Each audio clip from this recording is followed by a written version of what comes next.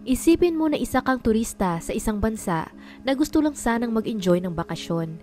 Pero isang araw habang kayo ay nasa tour, bigla na lang may sumakay na hindi nyo kakilalang tao at sinabihan kayong huwag lumabas at mag-ingay habang may hawak itong mga baril. Ito ang mismong nangyari sa 20 na turistang bumisita sa Pilipinas, isang dekada na ang nakakaraan. Magandang araw at welcome mga kakwentuhan. Sa mga taong mahilig sa mga true stories, true crime at kakaibang kwento, please subscribe and turn on ang notification bell para lagi kayong updated sa ating mga video. Simulan na natin ang kwento. Noong taong 2010, buwan ng Agosto, may isang pangyayari sa ating bansa na sumubok sa kahusayan ng ating gobyerno at kapulisan sa paghandle ng isang mapanganib na sitwasyon. Isa rin ito sa hindi malilimutang pangyayari ng mga tao dahil naka-broadcast pa sa buong mundo ang bawat eksena ng trahedyang ito. Nang umagang iyon, August 23, may isang grupo ng mga turista mula sa Hong Kong ang nakasakay sa bus upang mag-ikot-ikot sa Maynila para sa isang tour. Naglalaman ng bus ng 25 katao kung saan ang 20 doon ay mga turista. Ang isa ay tour guide mula sa Hong Kong at ang natitirang 4 naman ay mga lokal na Pilipino. Lahat sila ay sabik pa daw noon sa mga pupuntahan nila sa buong araw at ni minsan hindi man lang sumagi sa kanilang isipan na posibleng humarap sila sa kung anumang problema. Maayos naman ang pagsisimula ng kanilang araw at ang pagpunta nila sa iba't ibang tourist sites.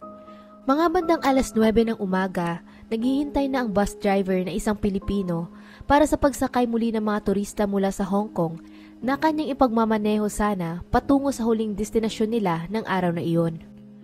Habang sila'y pasakay na, may isang lalaki di umanong nakatayo sa gilid na parang binabantayan ng bus.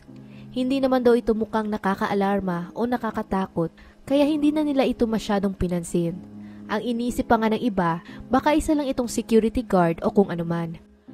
Dagdag pa nila, nakasuot din daw kasi ito ng uniforme ng pulis at may hawak rin na baril. Kaya ang buong akala ng lahat, mag-i-escort lang ito para sa kanila patungo sa huli nilang lokasyon.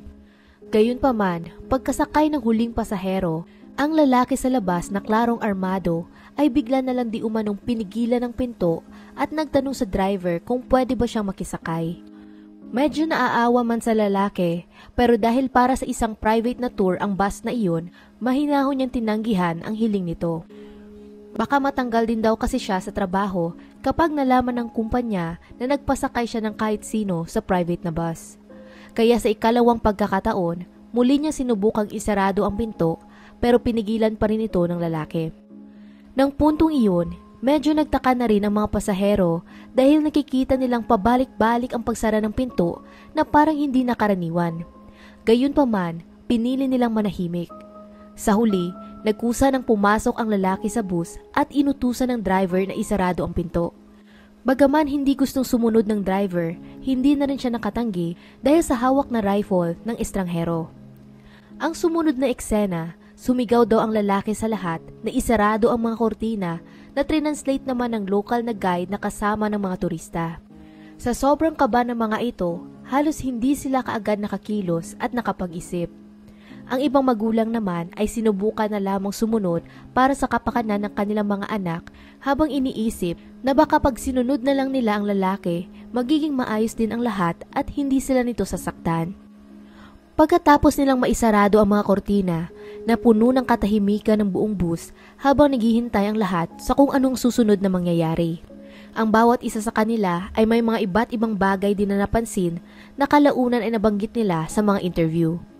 Ang isa rito ay nang inutusan daw sila ng lalaki na isarado ang kortina, napansin nila na ang tono daw nito ay parang pre-practice at waribay wala itong boses ng malakas na otoridad. Kaya naisip daw nilang lahat na hindi siya batikang kriminal na palagi nang ginagawa ang ganoong bagay. Sa halip, mas naramdaman pa nga nila na ito ay sobrang kinakabahan. Ang isang bagay pa na bahagyang nagbigay sa kanila ng ginhawa ay nang nagsimulang humingi ng paumanhin ang lalaki sa lahat at sinabihan din ang translator na hindi niya gustong gawin iyon sa kanila pero kailangan niya lang daw ang pulisya na makinig sa kung anong nangyari sa kanya. Wala rin di umano itong balak na saktan ng kahit na sino at hanggat makipag-cooperate sila, magiging okay din ang lahat. Para naman sa mga turista, mukhang mabait naman daw ang lalaki sa kanila na kung may napansin pa nga daw itong nakakaramdam ng takot, pinapanatag niya ang loob ng mga ito nang wala silang dapat ikabahala. Pagbabahagi pa ng isang turista, nang narinig nila di umano ang paliwanag nito kung bakit niya iyon ginagawa, medyo nawala sa kanilang isipan na nasa panganib ang kanilang buhay. Wala naman daw itong hinihinging pera at ang tanging gusto niya lang ay pakinggan siya ng pulisya. Kaya para sa mga ito, madali lang itong mareresolba. Ngunit sa kasamaang palad, kabaliktaran nito ang mga sumunod na nangyari dahil hindi lahat sa kanila ay makakalabas doon ng buhay. Pagkalipas lang ng ilang minuto, inutusan na ng lalaki ang bus driver na imaneho ang bus patungo sa grandstand na isang kilalang lugar sa lungsod.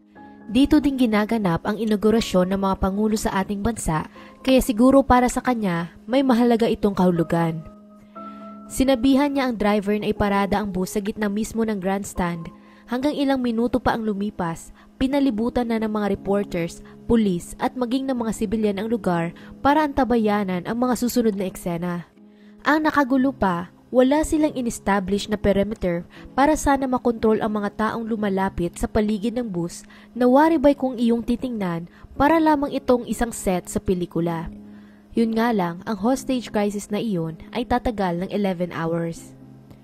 Habang nakaparada sa gitna ng grandstand, naka-on lamang ang makina ng bus dahil kinakailangan nila ito para sa aircon sa loob. Nang mga puntong iyon, 9:50 na ng umaga at painit pa ng painit ang panahon sa pagtakbo ng oras.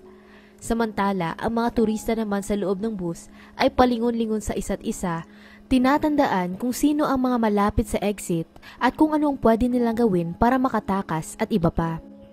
Ang ibang mga bata naman sa loob ay nagsimula na ring umiyak at ginawa ng kanilang mga magulang ang lahat para patahanin ng mga ito para hindi lalong magalit ang hostage taker. Dahil kahit pa mukhang hindi mapanganib ang lalaki, kinakailangan pa rin nilang mag-ingat dahil hindi sila sigurado sa takbo ng modo at isip nito. Sa unang oras ng hostage taking, lumapit di umano ang lalaki sa driver at pinusasan niya ang mga kamay nito sa manibela. Nang puntong iyon, ang tour guide nila na mula sa Hong Kong ay palihim na naitawag na sa kumpanya na na-hostage ang kanilang bus at gayon din ang mga otoridad na agad na pinuntahan ang lugar. May dalawang dumating na negotiators na siyang unang nakarating din sa scene at ito ay sina Superintendent Orlando Yerba at si Chief Inspector Romeo Salvador. Di naman tumagal, nagawa nilang makuha ang phone number ng bus driver at sa pamamagitan ng telepono nito, nakausap nila ang hostage taker. Doon na rin nila napagtanto kung sino ang salarin, lalo pa at nakilala ni Chief Inspector Salvador na ang lalaki ng hostage sa bus ay dati niyang kasamahan sa trabaho. Ito ay ang dating police officer na nagngangalang Rolando del Rosario Mendoza. Kinilala ito dati bilang isa sa mga top police officer sa bayan, pero ngayon hindi nila alam kung bakit siya humantong sa ganoon. Nang nakausap pa nila ito sa telepono, sinabi ni Mendoza ang simpleng kahilingan niya kapalit ng mga hostage. Pakakawalan niya di umano ang lahat kung maibabalik ang dati niyang trabaho sa kanya kasama ang lahat ng benepisyong tinatanggap niya dati. Si Mendoza kasi ay isang former police senior inspector na tinanggal sa trabaho kaya nais niya sanang maibalik sa serbisyo. Habang siya ay nasa police force noon, ginagalang siya ng lubos ng kanyang mga katrabaho, mga kaibigan at pamilya na silang lahat ay wala nga masyadong masabing masama tungkol sa kanya. Sa katunayan, sabi pa nga ng iba, siya ang klase ng police officer na gusto mong humawak ng mga kaso o di naman kaya ay ang pumara sa iyo sa daanan. Mabait di umano ito, patas, mapagbigay at may mabuting kalooban. Kaya para sa kanila, maikokonsidera siyang isa sa mga mabubuting pulis.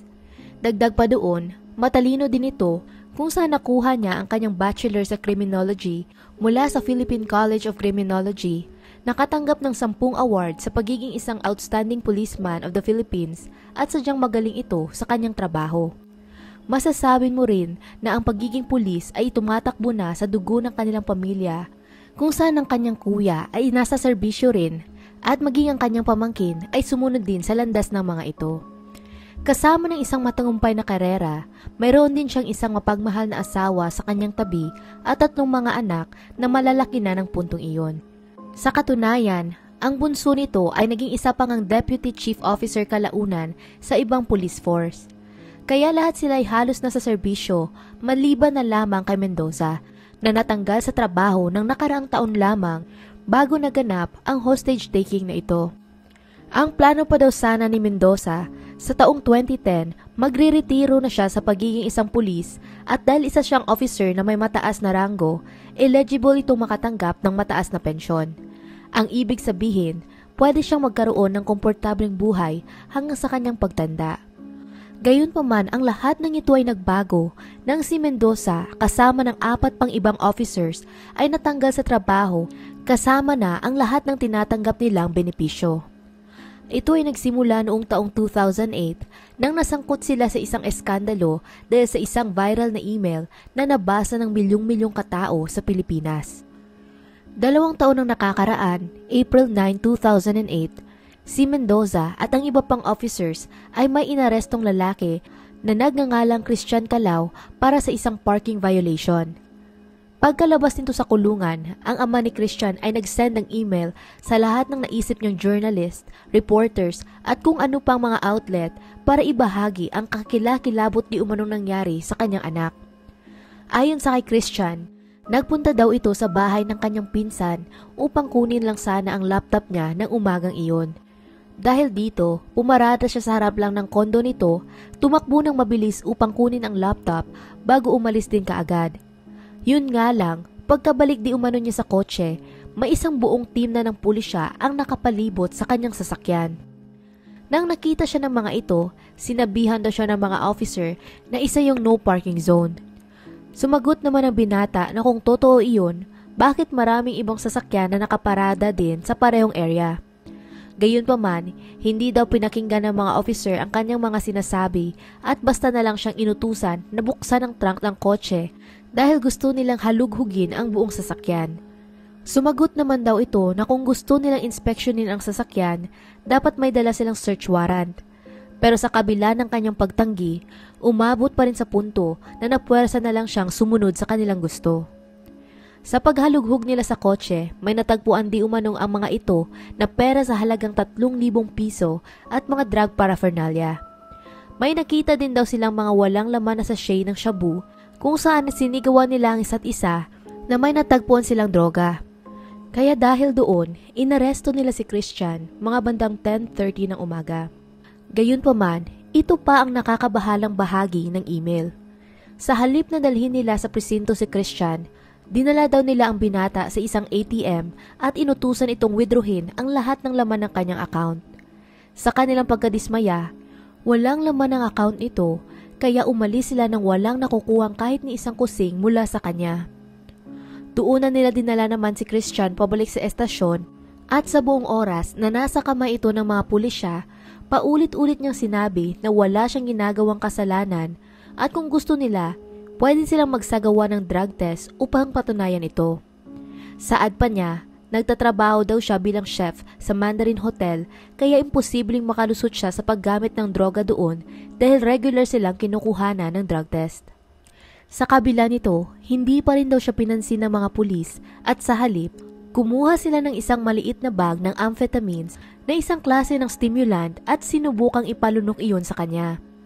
Nagpumiglas pa di umano noong una si Christian pero binugmog siya ng mga ito na naihina siya sa kanyang pantalon sa takot. Dahil dito, wala na siyang naging choice kundi muling sumunod sa kanila. Pagkainom niya noon, saka daw siya sinabihan ng isang pulis, tingnan na lang natin kung magiging negatibo pa ang drug test mo. Ayon pa sa viral na email, si Christian ay dinitain ng mga pulisya sa loob ng 12 oras at ilang beses na inabuso at kinikila ng mga officer. May isang beses pa daw na hiningan siya ng mga ito ng humigit kumulang sa 200,000 pesos para lamang palayain.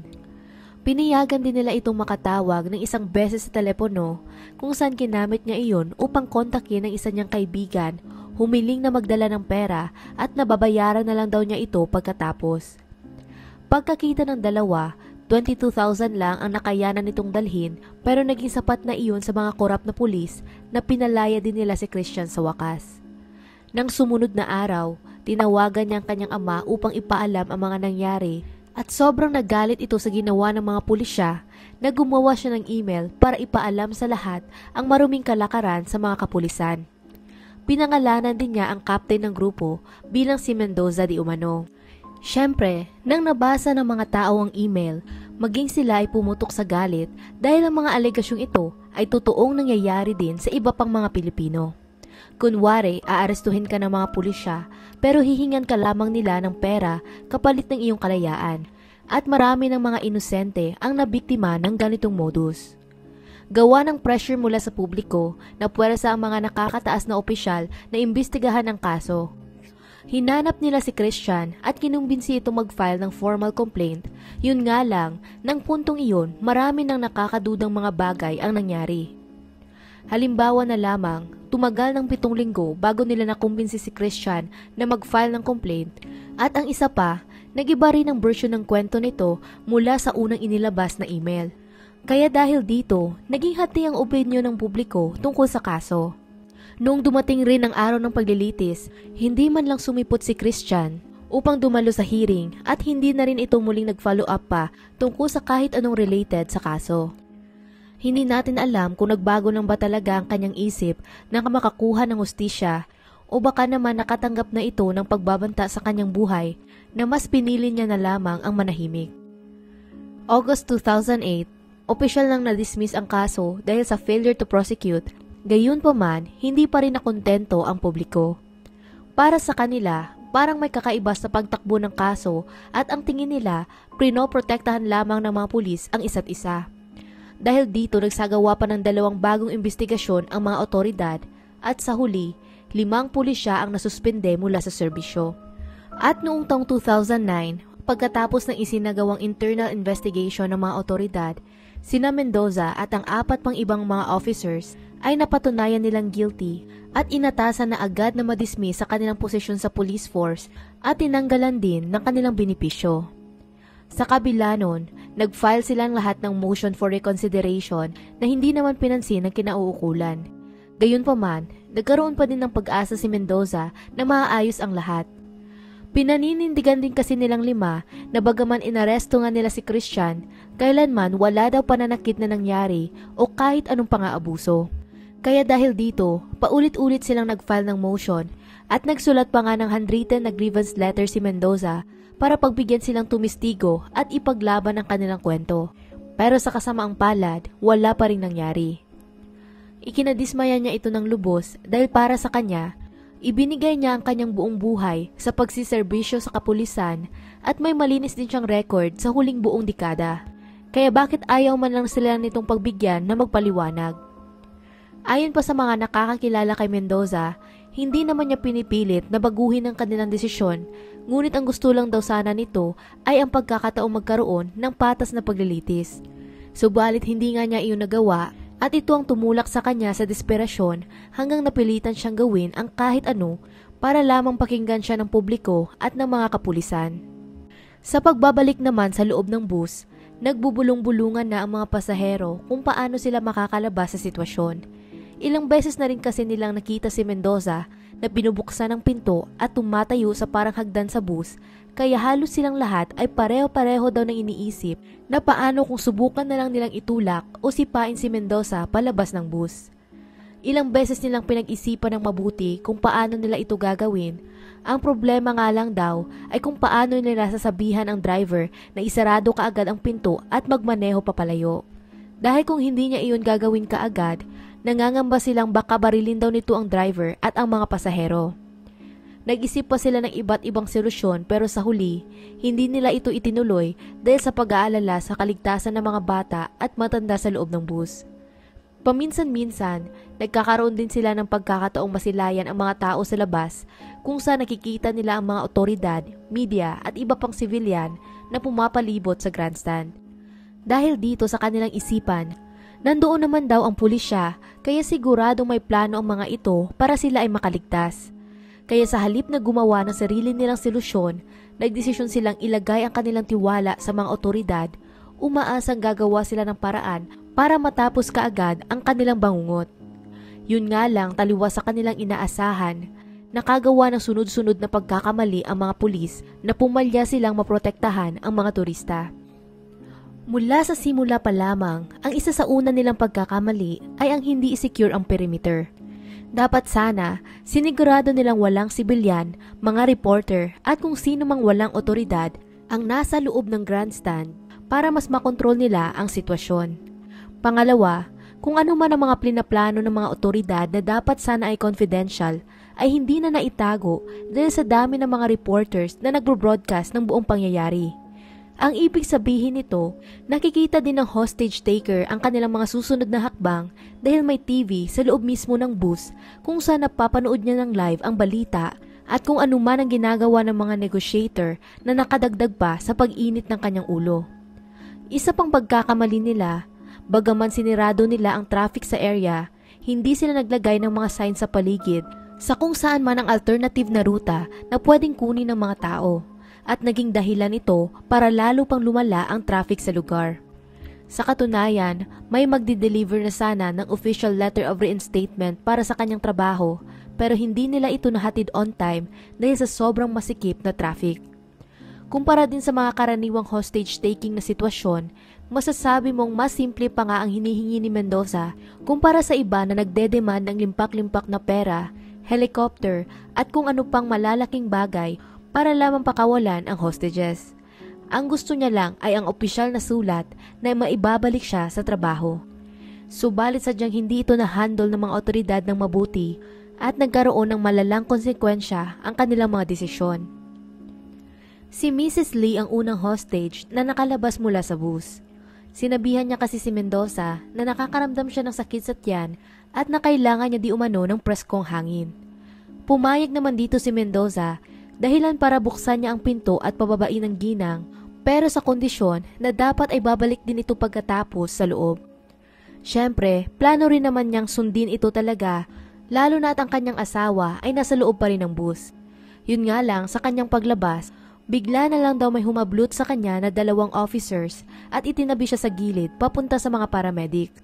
Ang nagpalala pa ng sitwasyon, pinagkaguluhan din siya ng media, tinutukan ng kamera at mikropono sa kanyang muka at wala man lang nagprotekta sa kanya.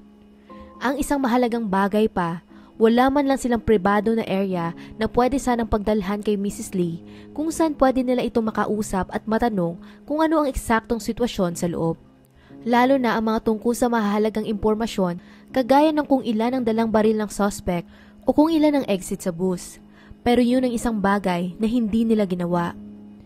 Ang inisip din kasi ng mga otoridad ng puntong iyon, hindi na nila ito kailangan gawin dahil parating naman na ang sulat. Gayunpaman, naging malaking tulong sana sa kanilang negosasyon ang mga bagay na iyon. Sa ikalawang oras ng hostage taking, muling nagbukas ang bus at lumabas naman ang isang ina, dala-dala ang 3 mga bata. Mukha itong magandang senyales para sa kanila dahil unti-unti niya nang pinapalaya ang mga kabataan at kababaihan at wala rin itong sinasaktan pa na kahit sino. Pero ang lahat ng iyon ay magbabago ng mabilisan sa mga sumunod na oras. Ang unang negosasyon na naganap ay nagsimula mga bandang 3 oras na. Humiling ang mga otoridad na magpalaya si Mendoza ng 3 tao kapalit ng pagkain at tubig at ginawa niya naman ito. Sa mga panahon ding iyon, makikita mo ang mga pasahero na nakatingin sa labas ng bintana na wari ba'y nag-iisip kung bakit ang tagal ng aksyon ng mga pulisya. Ang paliwanag nila, kailangan pa daw nilang kausapin ng mayor at kumuha ng mga approval para makuha ang reinstatement letter dahil wala silang otoridad para gawin ito. Nang puntong iyon, may 17 na hostage pa na naiwan sa bus pero sa kabutihang palad, buhay pa naman ang lahat. Sa ika-4 na oras, nakaramdam na ng pagkadismaya at galit si Mrs. Lee dahil sa kakulangan ng kilos mula sa parte ng pulisya. Nasa loob pa rin ng bus ang kanyang asawa at hindi nito mapigilang mag-alala para sa kanyang kalagayan. Dahil dito, lumapit na siya sa isa sa mga officer at sinabihan nito na hindi sila pwedeng umupo na lamang at maghintay dahil ang kanyang asawa ay matanda na at kailangan ring inumin ang kanyang gamot. Kaya ang ginawa ni Superintendent Yerba, sinabi niya iyon kay Mendoza kasama na ang posibilidad na pwedeng magkaroon si Mr. Lee ng medical emergency kaya kailangan daw talaga nito ang kanyang mga gamot.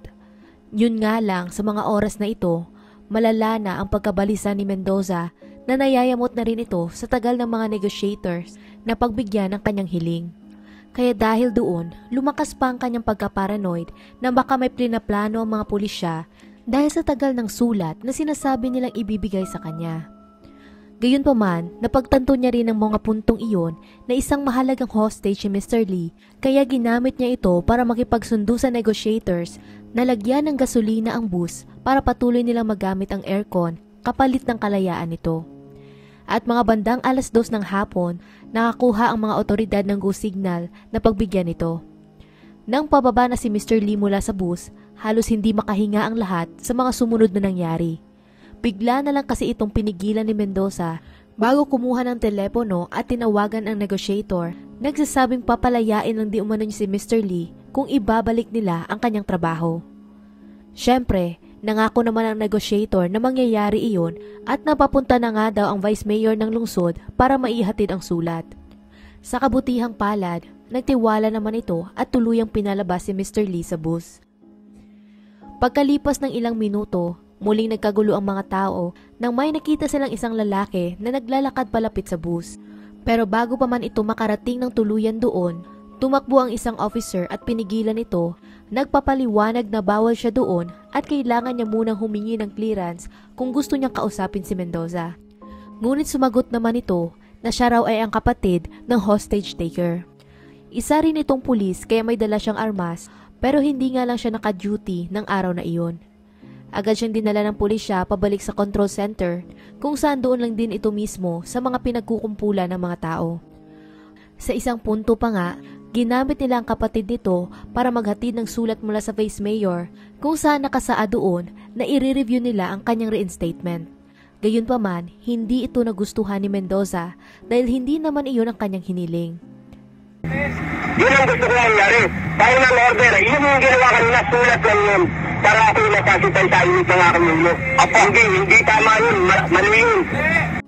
Dumagdag pa ang drama nang dinitinan ng pulisya ang kanyang kapatid dahil sa pagpasok nito sa area ng walang pahintulot kanina at sa pagdala ng armas na nagdulot di umano ng distraksyon sa negosasyon. At syempre, lalo pang lumaki ang gulo dahil ang buong pangyayari ay na-broadcast sa telebisyon na ang ibig sabihin ay nakita ni Mendoza ang pagkaladkad sa kanyang kapatid ng mga pulisya at ang pagposas dito. Gawa noon, lalo pa itong dumagdag sa init ng kanyang ulo na mga bandang 5:00 ng hapon hanggang 6:00 ng gabi, nilipat na ni Mendoza ang tour guide mula sa likod ng bus patungo sa harapan at pinusasan ang mga kamay nito sa pinto upang subukang takutin ang gobyerno. Babarilin niya di umano ang hostage na ito kung hindi nila pagbibigyan ang kanyang hiling. Mula ng mga oras na iyon, lalo pang natakot ang iba pang mga hostages, lalo pat nakikita nilang parang nag-iba na ang ihip ng hangin sa loob. Binigyan ni Mendoza ng 5 minuto ang negotiators para ibigay ang kanyang kagustuhan, pero pagkalipas ng 5 minuto, wala pa rin nangyari. Tumawag pa siya ng paulit-ulit at sa bawat tawag, ramdam na ramdam ng mga pasahero ang namumuong galit kay Mendoza. Sinabayan pa ito ng video ng pag-aresto sa kapatid niya sa TV at pagkababa niya ng telepono, bigla na lang silang nakarinig ng putok ng baril na ikinagulat ng lahat. Binaril niya at pinatay ang tour guide. Pagkatapos nito, naglakad siya mula sa harapan patungo sa likuran ng bus at paisa-isang binaril ang mga pasahero.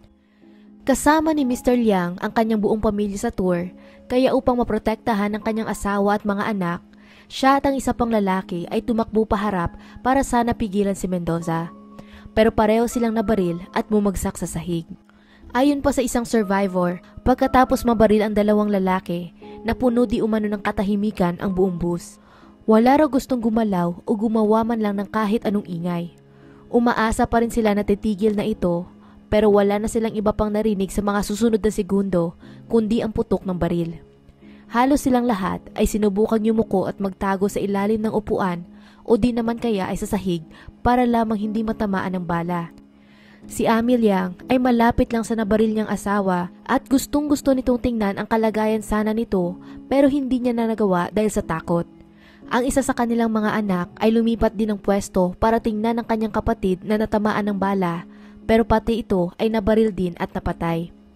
Ang iba naman ay nagpakunwari na lamang na wala ng buhay para lamang subukang makaligtas.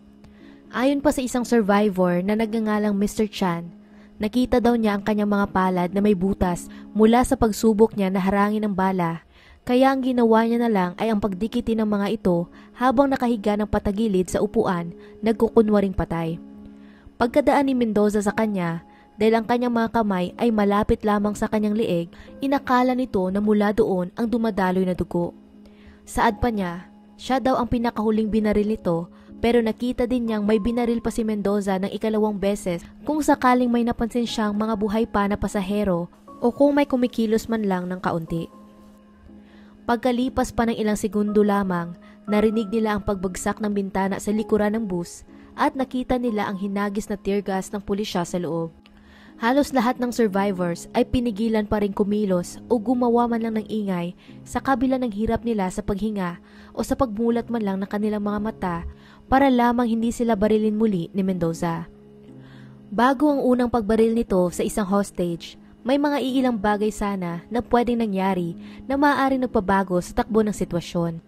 Isa na doon ay ang SAF o Special Action Force na isang elite tactical force ng Pilipinas na nakapag-undergo ng training sa ilalim ng American FBI na pinadala doon sa eksena bilang utos ng presidente.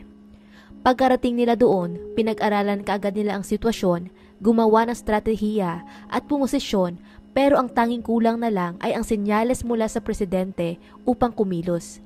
At yun ang isang bagay na hindi nila nakuha. Halos wala rin nakakaalam kung ano ang ginagawa ng Pangulo sa mga oras na iyon dahil maging ang mga tawag daw ng Hong Kong officials ay hindi rin ito sinasagot. Samantala, ang isa naman sa mga negotiator na si Superintendent Yerba ay sinubukan na muling kausapin ng mayor na kinakailangan nila ng bagong sulat dahil hindi nagustuhan ni Mendoza ang unang pinadala nito. Pero ang problema naman ng puntong iyon, hindi magkasundo ang mayor at ang police general kung pagbibigyan ba nila ang hiling ni Mendoza o kung anuman. Kaya anong suggestion ni mayor? Maghapunan daw muna sila sa isang restaurant at doon na lang pag-usapan kung ano ang kanilang gagawin.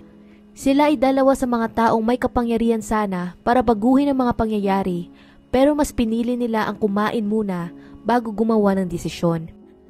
Sa oras na nakapagpasya na sila at papunta na sana ang bagong sulat ng official reinstatement ni Mendoza sa trabaho, huli na ang lahat. Dumating ang sulat sa grandstand mga 7:30 ng gabi, subalit na baril na ni Mendoza ang hostages at nasaksihan niyon lahat ng mga tao sa paligid ng bus. Mga bandang 7:30 ng gabi, ang bus driver na hindi nabaril sa kung anumang kadahilanan ay nagawang palayain ang kanyang sarili at lumabas mula sa bintana. Tumatakbo ito patungo sa mga tao habang sumisigaw na patay na daw ang lahat. 7:37 ng gabi, doon naman pumasok ang SWAT team sa utos na huliin si Mendoza. Una nilang sinubukang basagin ang bintana sa gilid ng bus pero hindi nila ito nagawa dahil sobrang kapal ng glass. At hindi rin maitatanggi na sadyang nakakahiya ito para makita ng buong mundo. Sinubukan din nilang pumasok sa bus gamit ang pinto sa unahan pero hindi sila makalapit dahil pinapaputukan din sila ni Mendoza. Kaya naisip nila na hindi rin sila posibleng pumasok doon. Dahil dito, lumayo muna sila ng kaunti sa bus at nag-usap kung anong gagawin nang may isa sa mga reporter ang nagmungkahi na pwede nilang gamitin ang emergency exit sa likuran ng bus.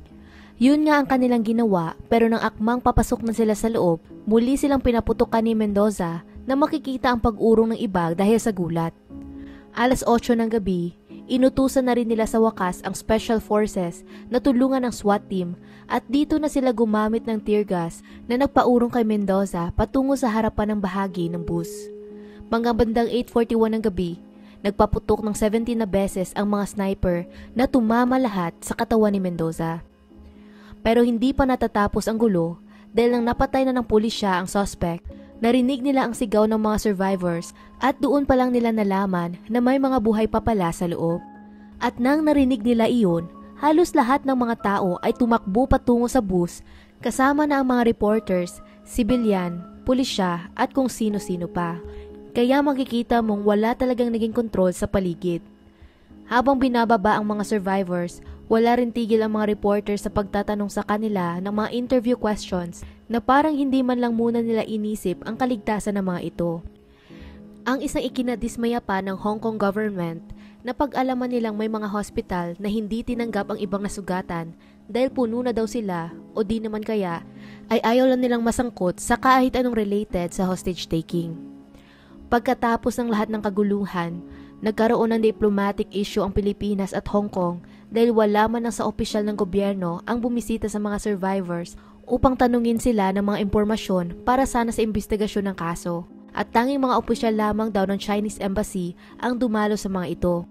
Bilang resulta din, panandali ang pinagbawalan ng Hong Kong government ang pagpasok ng mga Pilipino sa kanilang bansa. Sa huli, hindi lamang pamilya ng mga biktima ang nagalit sa gobyerno dahil sa pag-handle nila sa buong sitwasyon, kundi maging ang mga Pilipino mismo. Nasaksihan ng buong mundo ng puntong iyon kung gaano ka-incompetent ang pulisya at mga opisyal ng Pilipinas pagdating sa mga ganitong krisis at iilang buhay ng tao ang naging kabayaran nito. Hindi man naging madali ang pinagdaanan ng mga biktima, unti-unti pa rin nilang hinilom ang kanilang mga sugat at sinubukan na lamang malagpasan ang traumang idinulot ng trahedya. At hanggang dito na lang ang kwento natin para sa araw na ito. Anong masasabi ninyo sa kaso? Kung nagustuhan niyo ang video na ito, maaari mong i-check ang ating channel para sa iba pang mga kwento. Muli, salamat sa inyong pakikinig at hanggang sa susunod, mga kakwentuhan.